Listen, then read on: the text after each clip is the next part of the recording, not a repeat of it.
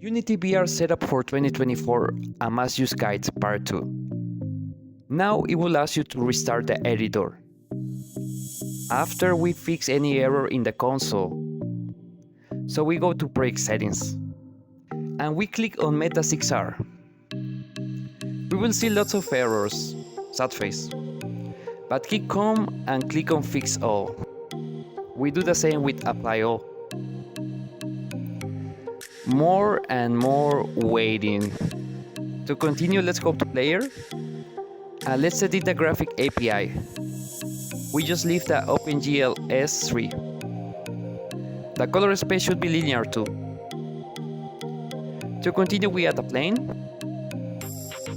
Finally, we add an OBR camera rig interaction prefab. And congratulations, you have a VR setup. Thanks for watching.